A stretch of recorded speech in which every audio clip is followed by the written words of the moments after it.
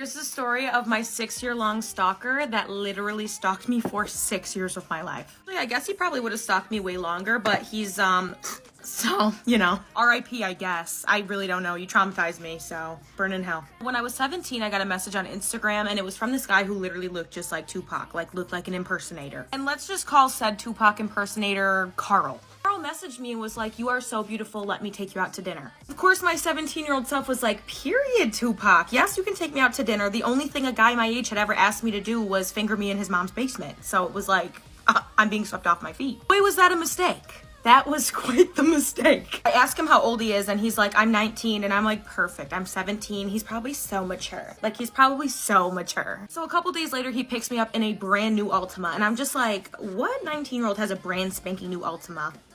I don't know one. At this point, I was like, is Tupac alive?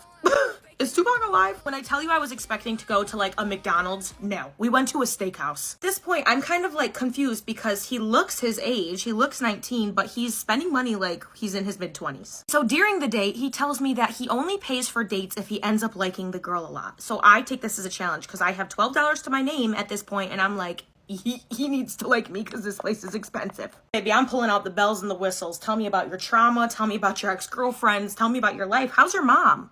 Everything I can think of. Hey babe, well, he liked me too much, all right? So he paid for the date, and then he proceeded to take me to Sonic, and we got the grossest milkshake I've ever tried in my entire life. We're waiting for that disgusting milkshake in the drive-thru. He starts telling me about the last date he went on with the last girl he went on a date with, and let's call her Maria. Start to realize that I go to school with Maria. I know who Maria is. Not only do I know who Maria is, but she's like in my inner group of friends. So like I hang out with her pretty frequently. After this like 3-hour-long date, he finally takes me home, and I'm like, oh my God, I have to ask Maria about Carl when I go to school tomorrow. Like, I need to know why he didn't pay for their date. What happened? She's so cool. Like, what happened? Next day at school, I go up to her at lunch, and I'm like, yo, you went on a date with Carl? And she's like, Carl? And I was like, yeah, Tupac Carl. Like, what about it? She's like, please tell me you didn't go on a date with him. And I'm like, yeah, I did. He took me to the steakhouse. She's like, well, on the day I found out that he was actually 24. At this point, I'm doing the math in my head. Like, how old would Tupac be right now? And obviously it's not 24, so we were good. Like, yeah, and I also found out that he has a girlfriend. After we were done with the date, the girlfriend reached out to me, and I was like, oh, awesome. So not only is he a creep, but he also has a girlfriend. Really not shit. Like,